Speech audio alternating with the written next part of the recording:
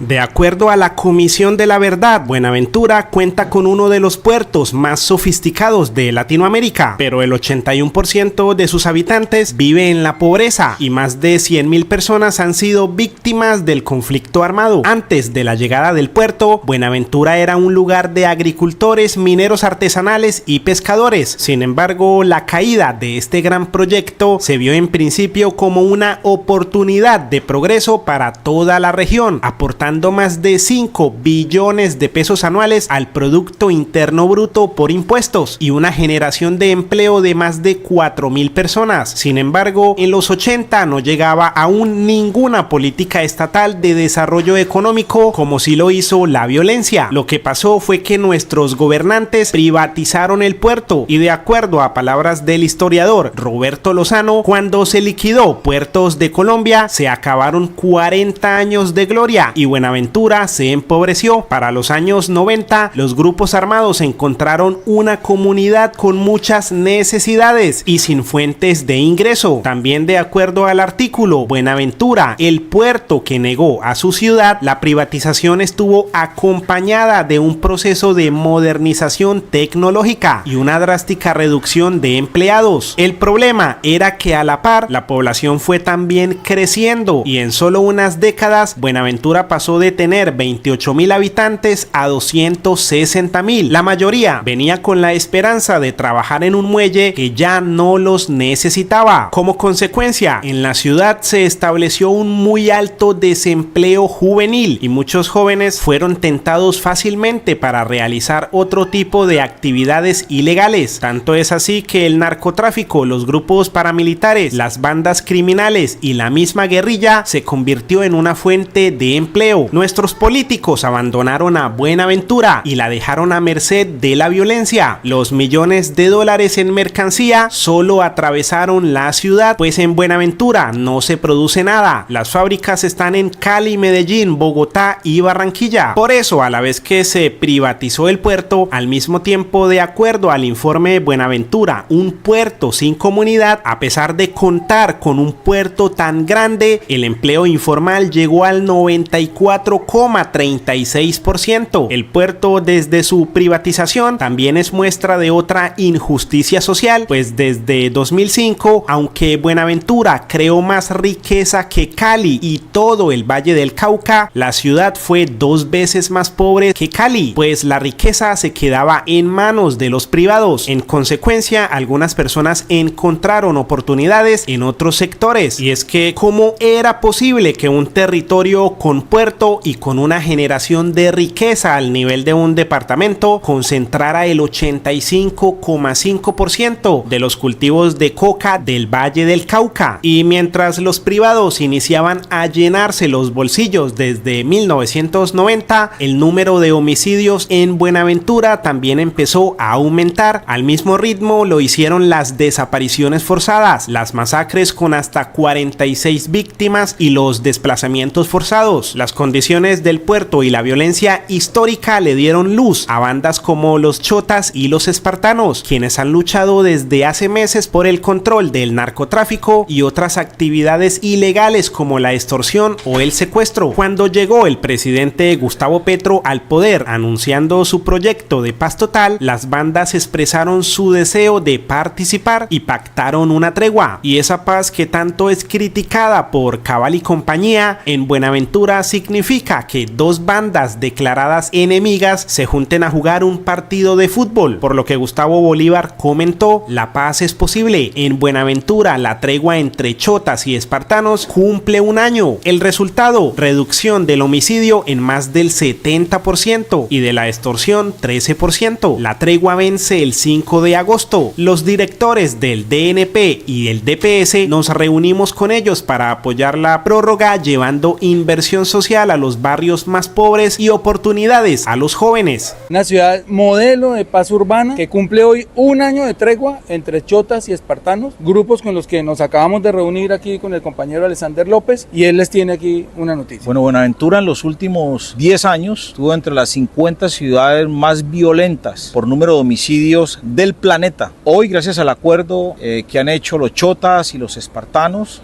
y a la propuesta de paz total de nuestro gobierno en cabeza de nuestro presidente Gustavo Petro, Buenaventura ya no está dentro de las 50 ciudades. Se ha logrado reducir al mínimo los homicidios y la violencia en Buenaventura, lo cual ha generado un escenario de vivencia, de recreación y de paz naturalmente aquí en Buenaventura, lo cual nos alegra demasiado a un pueblo que ha sufrido tanto y un pueblo que necesita la paz, pero también la inversión social. Hay un problema, la tregua se vence el 5 de agosto, tenemos 15 días para recomponer esa tregua. Con DNP, con DPS, nos hemos comprometido hoy en esa reunión a traer inversión social a esos barrios de donde han salido estos grupos y a promover en los próximos 15 días un torneo relámpago de microfútbol, unas ollas comunitarias y a traerle una oferta institucional que va a coordinar acá el señor director del DNP. Y el representante Alejandro Ocampo también dijo, en Buenaventura logramos disminuir el homicidio al 85% y bajamos el hurto. Las personas ya pueden ir a diferentes barrios sin miedo a quedar en medio de tiroteos. Sabemos que aún nos falta mucho, pero la paz es el camino. Gracias a la tregua entre chotas y espartanos se han mejorado las condiciones de vida, de paz y tranquilidad en el distrito de Buenaventura. Y en cuanto al puerto que una vez le fue arrebatado al pueblo, hoy se le devuelve aunque sea un pedazo. La orden que yo di como presidente de la República es que ese pedazo de muelle que revierte a la nación debe ser para los pescadores de Buenaventura tradicional.